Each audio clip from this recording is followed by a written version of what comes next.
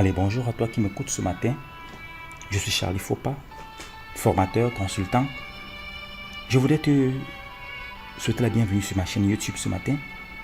Je voudrais te remercier déjà pour ce temps que tu accordes à écouter ce message. Nous avons commencé un enseignement il y a quelques semaines sur la nécessité de comprendre que tu as un projet. Que tu as un projet et que tu dois anticiper l'avenir. Ce matin, nous voulons parler de quelques règles de succès.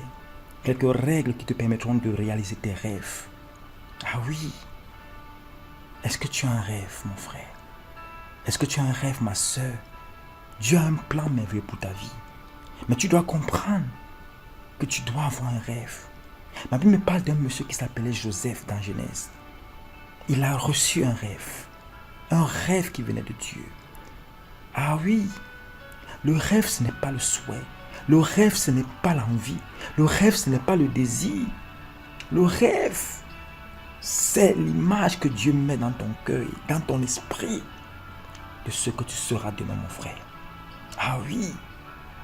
Et la Bible dit que Dieu a parlé à Joseph. Et Joseph est allé raconter ce rêve à ses frères. Et parce qu'il a raconté ce rêve à ses frères, ils l'ont haï davantage. Parfois tu es surpris, tu dis mais pourquoi on ne m'aime pas dans ma famille, on ne m'aime pas dans telle communauté, on ne m'aime pas partout où je passe. Parfois c'est parce que le plan de Dieu pour ta vie est très grand. Parce que Dieu a un grand rêve pour ta vie. Dieu a un rêve magnifique pour ta vie. Mais toi tu ne sais même pas. Je voudrais t'encourager ce matin mon frère à décider véritablement de ce que tu vas devenir dans la vie. À décider véritablement de ce que tu veux être dans 5 ans, dans 10 ans, dans 15 ans, dans 20 ans. Tu dois décider de ce que tu vas faire de ta vie. Tu dois décider de ce que tu veux faire, mon frère. Ma Bible parle d'Abraham, un homme qui a servi le Seigneur. La Bible dans Genèse 12, qu'Abraham a reçu l'appel de Dieu. Dieu lui a dit quelque chose qui fera de lui. Je ferai de toi une grande nation. Ah oui, c'était la promesse, c'était le rêve, c'était la vision. Et nous voyons ce matin comment décider véritablement.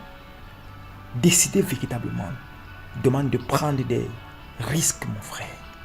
La Bible dit qu'Abraham reçoit l'appel de Dieu et commence à partir avec Lot, un bagage excédentaire. Et pendant tout le temps que Lot était à côté d'Abraham, Dieu ne parle plus à Abraham. Ah oui. Qui marche à côté de toi?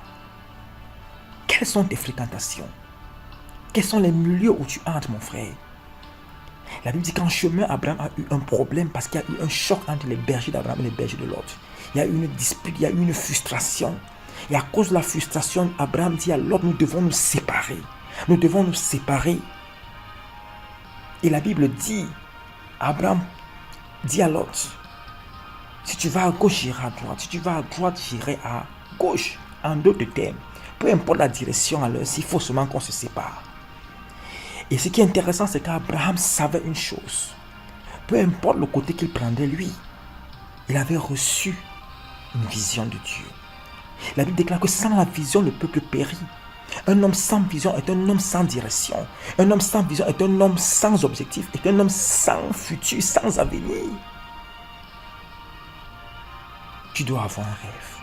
Tu dois décider de ce que tu vas devenir. Et la Bible déclare, immédiatement, après la séparation, Dieu parle à Abraham. Certains parfois d'entre vous, vous n'avez pas encore reçu le rêve de Dieu, la vision de Dieu parce que vous avez encore les mauvaises fréquentations. Sépare-toi de cet ami, sépare-toi de ces relations, sépare-toi de ces milieux qui sont incompatibles avec la vision de Dieu pour ta vie. Certains ne peuvent pas se séparer, mais tu dois te séparer à partir de ce matin. Pour décider de ta vie, tu dois te séparer de ces choses, de ces personnes. Il y a des gens que tant qu'ils sont à côté de toi, tu ne pourras jamais avoir le meilleur de Dieu dans ta vie. Il y a des gens que tant qu'ils te côtoient, tu ne pourras jamais même avoir la révélation de Dieu dans ta vie. Il y en a que lorsqu'ils te côtoient, tu n'as même pas la possibilité de rêver grand. Parce qu'ils sont limités. L'autre était limité. Je ne sais pas qui est ton Lot pendant que tu m'écoutes ce matin. Mais ma prière que, avant la fin de ce message, tu prennes la décision de te séparer de ce Lot afin d'accomplir ta destinée.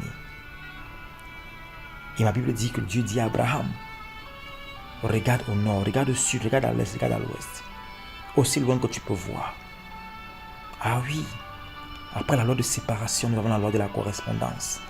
Cette loi dit que ce que je suis à l'extérieur n'est que le reflet de ce que je suis à l'intérieur. Qu'est-ce que tu as à l'intérieur, mon frère? Qu'est-ce que tu vois, mon frère? Tu dois comprendre que tu ne pourras jamais recevoir ce que tu ne peux concevoir. Et tu ne pourras jamais concevoir ce que tu ne peux percevoir. Ah oui, qu'est-ce que tu perçois, mon frère? Qu'est-ce que tu te dis en toi-même? Car la Bible déclare qu'il y avait une femme à la perte de sang dans la Bible. Elle s'est dit un matin,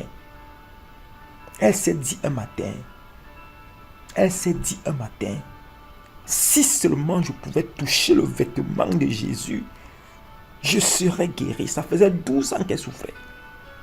Mais le jour où elle a décidé de toucher la bonne personne, elle avait touché les médecins sans succès.